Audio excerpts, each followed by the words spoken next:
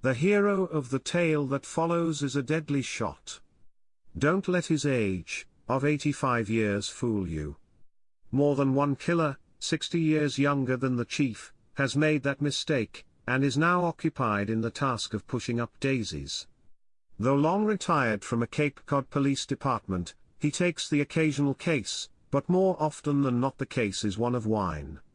The chief did not take up drinking until the age of 75, but now he is making up for lost time. Short of temper, he thinks his own sweat doesn't stink. He of course used another word, but we, the editors, want this book to be family friendly. The chief constantly moans that he has no Wesson to puff up his exploits, and perhaps that is why he has finally agreed to release his memoirs. Chapter 1 is his most recent adventure, written by himself. After release of that account, he decided to contact Mr. John Charles Weeks and commission him to put his life to ink, or digital representations of letters, depending on where and how you are reading this. The chief cautions all that would read, that real police work is not like television. Real cases don't come with intricate plots populated by genius detectives. Actual police work is most often tedious and boring. The solution to cases is not found in brilliant deductions, but in merely putting one foot in front of another. In the words of the chief, to solve a case is to pick a starting point. That is the first dot. Then just go to the next dot and so on. When all the dots are connected, the case is solved. Short Story Theatre now presents Chapter 1 from the book The 85-Year-Old Detective. Today's episode is, The Name Game Murders. Without further ado, here now is your presenter. Mrs. Blade was killed with a knife. Mr. Gunn died from a wound caused by a pistol. John Roper was found hanging from a rope tied to a beam in his cellar. Cape Cod was scared stiff. Somebody was on a crazy killing spree, dispatching victims according to their names in an otherwise random manner. The victims had no common connections other than the fact that their names are also the names of weapons. Chief Sean O'Barry had no clues. Selectman Chairman Gino Romano had no patience. And the town administrator Martin Hammer had no time. He was the next victim. Bludgeoned to death in his office with a wooden mallet shortly after lunch. And then they called me. It was mid-afternoon and Sloppy Joe's wasn't yet crowded. I wasn't going to answer the phone. In fact, I generally don't even carry a phone. I don't carry a watch either, so sometimes I use the phone just for telling time. Since I had a doctor's appointment that I did not want to miss, I had brought my cell watch with me. On the sixth ring I answered. "Chief, this is Sean O'Barry. Sorry to interrupt you on your Key West time. And we need you. Hammer has just been killed. The whole town is in a panic. Please come as soon as you can. I'll text you all the details." Hold on, Sean. First of all, I'm not the chief anymore, just call me Rick. Second of all, you can't text me. I have a plain old cell phone, the old flip phone deal. I don't even know if it has texting and I am not going to learn it. And third of all, I am not going to leave sunny Key West for a Cape Cod winter. Hell, I am not even going to leave my bar stool. I clicked off my phone and went back to work on my drink. I was having a mimosa. I like O'Barry. He was a rookie on the force 30 years ago when I retired. He was a good kid, but I like retirement too. At age 85, I have to admit, I am starting to slow down a little bit. Finally, after he told me what was happening on Cape, I agreed that I would go back north to take over the investigation. I called him back. He picked up and I told him, "Okay, Sean. I will drive from Key West up to Miami. I'll leave my car at the railroad station and take the Silver Meteor train to South Station in Boston. From there, unless you send up a car to meet me, I'll grab the Cape Cod Flyer train to Hyannis. I will see you in about 2 days." Two days? Listen, Chief, I mean Rick. This psycho is killing at the rate of one person every 3 days. If you don't hurry, someone else will die. Mr. Spears is worried, so is Mrs. Axe, and Captain Hook, and Mr. Nail too. Mr. Shield thinks he might be safe, but he's plenty worried. I don't think there will be another murder for a while, Sean. You say the murders are random. They are anything but. Your killer is selecting victims based on names, yes. But he, or she, is also very carefully matching the murder weapon to the crime. Mr. Roper was done in with a rope. Mrs. Blade, by a knife, and Mr. Gunn by a pistol. You see, he's used up the simple ones. The next murder will take a little more time to plan. While I'm on the train, I'll be mapping out a plan to catch your perpetrator. I will be leaving Miami tomorrow morning and I'll arrive in Boston about 6 p.m. the next day. Okay, Rick. But you know you could fly it in about 3 hours. No, Sean, I can't. I don't have wings. By the way, the train, counting my roomette, will be about $700. I will need you to wire me that here in Key West. $700? Rick, I just don't know. Okay, Sean, why don't you just let the state police, or the FBI take over? No. Rick. You will have the money by 4 o'clock today. I will tweet you. Don't tweet me, Sean. I do not have a tweeter. That's Twitter, Rick. No. It isn't, Sean. If it were Twitter, then you'd be sending me a twit, not a tweet. And I think twit is an appropriate name for all of you who... Okay. Rick, what do you want me to do while I wait for you? Make me a list of all possible victims. I've been doing that. So far I've got about 20 names. Hook, bolo, baton, lance, halberd, cannon, arrow, cord, wire, smith, Wesson, Colt, razor, stone, lynch, and brick. Good job, Sean. Now, you've got about 100 officers. 115, and everybody has been called in. No days off, no vacation, and no sick time till we get this man. Or woman. So take your officers, and put a guard on each of the people on your list. I know you can't watch them 24 hours a day, but even a limited presence will make it significantly harder for your maniac to do his next murder. And you might luck out and catch him trying. Keep on it. I'll see you in 2 days' time. Before he hung up, I told Sean to call Jim Moody, over at the Cape Cod Times. I wanted the paper to write up a big feature article saying that I, the retired chief of the police department, was coming back to personally head up the investigation into the Name Game murders. On Cape Cod, everybody has tweeters, iPads, iPhones, tablets and all the other trappings of the computer age, but they all still read the Cape Cod Times. It's a tradition. Tourists read it because every day the paper has a whole page of beach and weather information, restaurant specials, and a listing of upcoming events. The locals read it because it is still the best source of information about what's happening in the 15 towns that make up the quirky little island of 200,000 people off the coast of Massachusetts. I knew that the killer would read the news about me leaving my winter spot in the Keys to come back up north. I knew too that once I got to Hyannis, the murderer would have me lined up for his next conquest. And that was exactly what I wanted.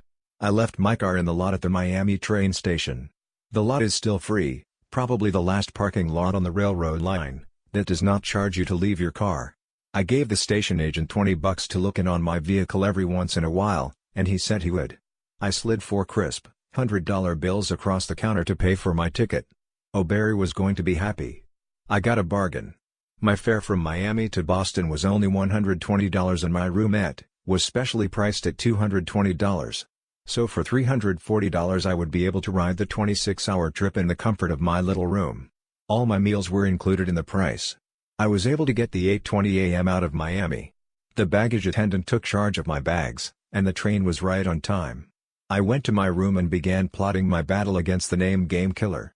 The combination was rolling smoothly on its long run. 3 hours later, when the porter asked me if I wanted to eat lunch in the dining car. "No thanks, I will eat here in my room," I told him. "I'll have the Angus steak burger with Swiss on a corn-dusted Kaiser roll. Put in a couple of applewood smoked bacon strips. And for a beverage, a good red house wine will do. Full bottle please. Railroad food is outstanding. I don't know how they get it to taste so fabulous, but it never disappoints. And when you have a roomette, all meals are included at no extra charge." My burger was excellent and the wine was perfect. I didn't start drinking until I was 75 years old, but now I'm making up for lost time. Another glass of wine, then a nap. Then it will be dinner time. Did I mention that I love the train? After my nap, I went to the dining car for an excellent herb-roasted chicken with rice pilaf and corn, along with 3 glasses of Chardonnay. I was seated with 3 Hispanic women, from Lake Worth in Palm Beach County. We passed a pleasant 90 minutes discussing the merits of Spanish telenovas. Then I retired to my room to work on my plan to capture the Name Game killer. But I was a little tired, and I drifted off, sleeping like an 85-year-old baby until breakfast. Before arriving in Boston, I did manage to settle down and craft a plan that I felt would work. And when I arrived at Chief O'Barry's office I shared it with him. "How was the train ride, Chief?" "Sean, don't call me Chief. You are the Chief now. I am Rick. Just Rick. The train ride was spectacular. Why would anybody travel any other way? Now bring me up to speed on the latest developments." He briefed me and I outlined my plan. I told him that I wanted to set up my office, in Hammer's old office, the place where he was killed. I instructed him to get another item in the Times, with all the details.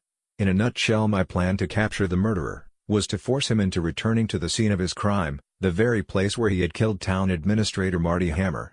How would I get him to come after me? I decided to use radio. There are a dozen radio stations on Cape Cod, but WMIC Talk Radio is #1 by far. Its success is mainly due to the popularity of the morning talk show, hosted by a colorful guy named Larry Edwards. Larry is a Cape Cod institution. Almost everybody on Cape tunes in. He knows everyone and is on first-name terms with everybody from the clerk at the corner store, to the Speaker of the Massachusetts House of Representatives. He is even on a first-name basis, with the jailers of the last 3 speakers. That's another story for another time. I was sure that the killer would be listening to Larry's program because serial murderers bask in the notoriety of their inhuman acts. I decided to call into the show, and set the baits that would bring an end to the bloodiest reign of horror that Cape Cod had ever seen. I went on between 8:30 and 9 a.m., which I figured would be the best time to ensure that my target was listening. I explained to Larry that as the retired chief of police, I had returned from snowbirding to take charge of the case. I informed the radio audience that I would be in my office 24 hours a day until the killer is caught. I explained that I would be eating and sleeping in the building and would not be leaving it at any time. After a general discussion of the plague of terror and death that had gripped every town and village from Provincetown to Bourne, I fielded half a dozen calls from listeners. I was hoping that the murderer would call into the show, but it didn't happen. During that first day back on Cape, I poured through voting lists, telephone directories, and various public records to find names that would most likely be on the killer's list. There were hundreds of possibles. Last names. Names like Remington, Cole, or Gatlin were bad enough, but even a person's first name could make him or her a target. Tommy? Tommy Gunn. Pete? Pistol Pete. Wesson. Too many names. Too many possibilities. My best chance was in staying in the office and hoping that my baits would draw the killer to me. On the radio, I revealed that the police station would be empty, except for me, between 1 a.m. and 4 a.m. every day. At midnight that night, I slid my shoes off and laid down on the office couch. I drifted off to a restless sleep. Some time later, I snapped to, when a crack of light appeared at the office door as it began to be slowly opened. An illuminated clock on the wall revealed that it was nearly 3 in the morning. A figure silently approached me in the darkness. "Before you kill me, why don't you turn on the light so we can have a little talk?" I broke the stillness. "Don't make a move, Chief Bates. You so much as twitch, I'll shoot you right between the eyes." The snap of a light switch brought instant brightness and I gazed upon a face I knew very well. It was Captain Hook. I spoke to him. "We both know that you're not going to shoot me. My name isn't Bullet. Or Gun. So I will not die from one. Captain Hook. I'm not totally surprised to find that it is you, behind all these killings. But why?" "Hello, Chief. It's you. It's all your fault. Everything is your fault. You're responsible for each and every murder. You want to talk? We'll talk, but before we do, give me your gun." I rose from the couch, and handed over my little Glock 19, that I've had since the 1980s. It's a mini Glock, that's perfect for undercover operations. A scaled-down Glock 17, it's 4 inches shorter, and holds 15 rounds, but weighs less than 2 pounds, fully loaded. I love that gun, and sure hated to give it up, but I presented it to Captain Hook, handle first, and then, sat back down. "Well, that's a wimpy little gun, Chief, but thanks for it. Now, we will talk. You're the reason for everything. You retired, more than 30 years ago, but everybody still calls you Chief. You go to Florida, in the winter, but every summer, you come back, and stick your fingers in the department. Look at me, 40 years on the force, and they finally make me a captain, just as I'm being forced to retire. I could have been the chief. If you put a good word in, the selectmen would have made me the boss. But you never once went to bat for me. I wanted to be a detective, but you always put me on traffic detail." You made your own trouble, Hook. How many times were you on the carpet for drinking on the job? How many times did you almost get discharged? I never spoke up for you, because you were not a very good cop. But I never tried to get you fired either, because I thought at least you were honest and when you were sober, you did your work. "It doesn't matter now, Chief. You're my last job. I'm gonna kill you. And then, I am going to retire. I am going to open my mouth and blow my brains out. But not before I croak you, you ancient relic.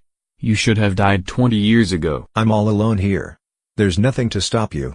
How are you gonna do it, Hook? What's it to be? Think about it for a minute, Chief. There's really only one way to properly get rid of you. I am going to take you to Monami Island, then tie up your hands and your feet, and throw you into Nantucket Sound, where you can join the thousands of seals, as baits, for the great white sharks. Okay, Hook, let's get going. I'll just put on my shoes, and then I'll be ready to go. After I said that, I reached inside my shoe, and pulled out my spare Glock 17, then I shot Hook twice in the temple, before he had a chance to even think about firing at me. He crumpled, and fell dead to the floor. He really was a lousy cop. He took his eyes off me and had his gun pointing at the carpet when I went for mine. That was idiotic, but not knowing that I would have a backup gun, or a throwaway, that's plain moronic. Later, as I was being driven to the train station to go back to Key West, Chief O'Barry asked me, Chief, how are you so certain that Hook would come after you? I don't get it. First of all, Sean, don't call me Chief. It's Rick. My name is Rick. Second of all, Sean, that's a stupid question. What's my last name? Bates. Bates. Your name is Rick Bates. Yes, Sean, and how do you catch a fish, or a killer? You use baits. I will be 86 years old next birthday, but I knew that my baits are well preserved and would still be irresistible to a killer. Goodbye, Sean, and try not to call me for a while. And so closes the Name Game Murders, Chapter 1 of Bill Russo's book, The 85-Year-Old, Detective. If you liked this program, be sure to listen to more adventures of Rick Bates, retired police chief of Cape Cod. Thanks for listening. We appreciate your support. Please tune in again real soon. Won't you?